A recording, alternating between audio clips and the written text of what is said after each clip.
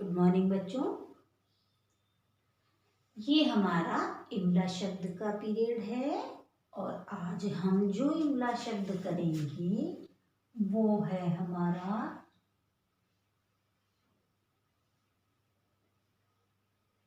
री से ऋषि की मात्रा के शब्द ना। मात्रा के शब्द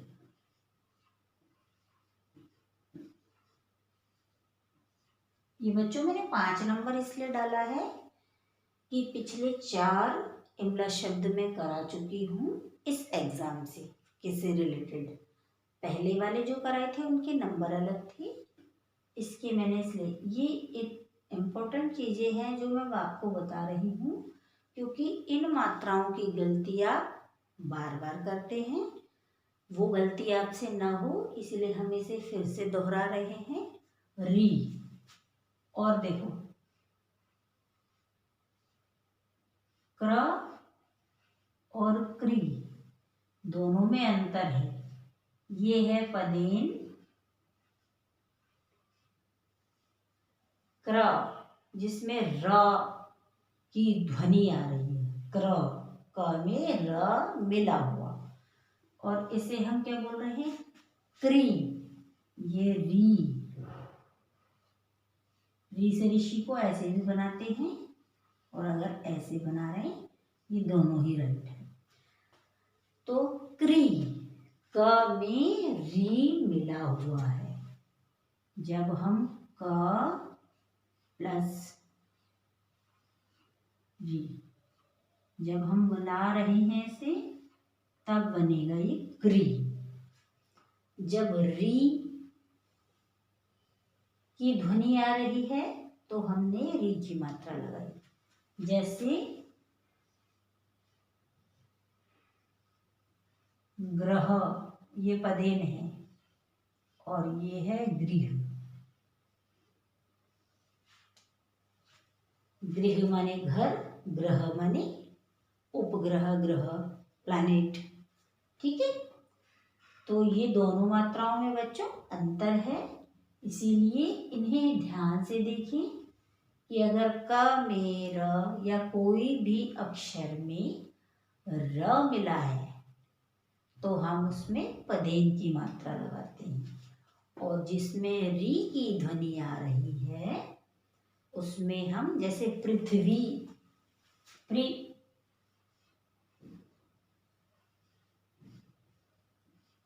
पृथ्वी, ठीक है, ये पृथ्वी। जैसे प्रश्न प में र मिला हुआ तो प्रश्न बना। प में री सुनाई दे रहा है ना, पृथ्वी। इन दोनों में ये अंतर है। अब हम इनके कुछ शब्दों को करते हैं। मैंने आपको पहले भी लिखाए हैं, पर जो शब्द मैं लिखाती हूँ उन्हें लिख कर रखने से कोई फायदा नहीं है। उन्हें आप समझें, उनका अभ्यास करें और जो मैं पढ़ाती हूँ उसका पाठन पाठ करें, मीन्स रीडिंग अवश्य करें, क्योंकि रीडिंग करना बहुत ज़रूरी है। रीडिंग जब तक आप नहीं करेंगे आप एग्ज़ाम में पेपर भी नहीं पढ़ पाएंगे, और जब क्वेश्चन ही नहीं पढ़ पाएंगे तो आंसर कैसे लिखेंगे। इसीलिए रीडिंग आना बहुत ज़रूरी है। एक पेज आपको रोज पढ़ना है, चाहे वो हिंदी का है या इंग्लिश का।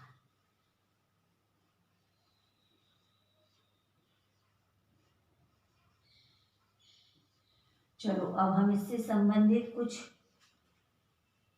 शब्द करते हैं। री, जैसे न में री मिला हुआ है नृप। नृप मानी राजा, राजा को संस्कृत में नृप कहते हैं। ठीक है, गृह, घर, तृण, त में र मिलाओ त्रि और अण, तृण। तृण माने तिनका, छोटा सा तिनका।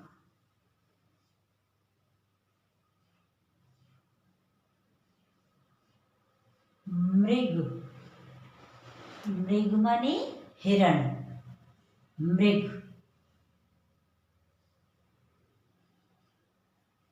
फाइव है हमारा घृत,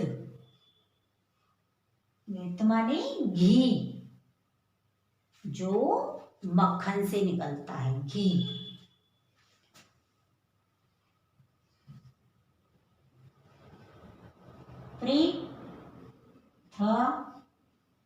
पृथक, इसे हम पढ़ते भी री का उच्चारण करके हैं, हम इसे पृथक नहीं पढ़ेंगे, पृथक।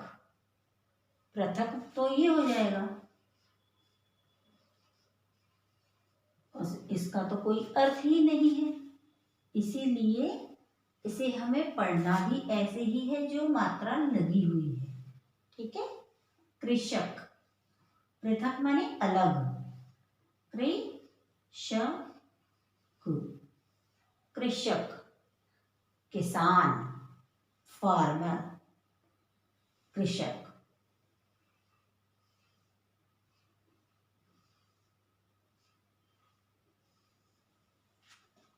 अब है हमारा दूसरा, देखो, ऋषभ। कई जगह बच्चों, जैसे हम स्वर में भी ए, कहीं आ, कहीं ए, कहीं बड़ी ई, जैसे मिठाई, हम पूरे स्वर लगाते हैं। इनकी मात्राएं, कहीं मात्राएं तो यूज होती है इनकी, पर कहीं कहीं हम पूरा स्वर भी लिखते हैं। इसी तरह से इसमें देखो, री का पूरा उच्चारण हो रहा है, मात्रा नहीं है, तो हम इसे ऋषभ पढ़ रहे हैं। जैसे ऋषभ, कई जगह ऋषभ ऐसे भी लिखा आता है, गलत ये भी नहीं है और गलत ये भी नहीं है। ऋषभ, जैसे ऋतु, ऋतु एक नाम भी है, और ऋतु माने होता है मौसम। ऋतु, ऋचा, कहने का तात्पर्य ये है कि कई जगह ये पूरा भी प्रयोग में आता है और कई जगह हम इसकी मात्रा भी लगाते हैं। ठीक है। तो ये हमारे शब्द हैं, एक बार हम इसे पुनः पढ़ लेते हैं। न में र मिला हुआ है, नृप, री से ऋषि मिली हुई है, नृप, मृग, गृह, तृण, मृग, घृत, पृथक, कृषक, ऋषभ, ऋतु, ऋचा। इनको बच्चों आप अपनी कॉपी में लिखेंगे और इनको लिखकर अभ्यास करेंगे। यदि आपको इनको लिखने में कठिनाई हो रही है तो आप एक शब्द को 5 टाइम्स लिखिए, ताकि आपकी गलतियां दूर हो जाएं। जरूरी नहीं बच्चों कि ये एग्जाम में आएंगे, पर हम अपनी पढ़ाई सिर्फ एग्जाम में अच्छा करने के लिए या पास होने के लिए नहीं करते हैं। हमें पढ़ना है ज्ञान अर्जित करने के लिए और हमें अच्छा बनने के लिए। पढ़ाई का सिर्फ यही उद्देश्य नहीं है कि हमें अच्छे नंबरों से पास होना है। पढ़ाई, हम पूरी बुक पढ़ते हैं, सब कुछ आपको समझाते हैं, आप समझते हैं। पूरी बुक एग्जाम में नहीं आती, पर हमें पूरी बुक पढ़ने से क्या होता है, कई चीज़ों का ज्ञान होता है और वो हमारे लिए बहुत ज़रूरी है। तभी हम आगे की क्लास में जाएंगे तो हमें बहुत सी चीज़ें पहले से पता होगी, फिर हम और कुछ सीखेंगे।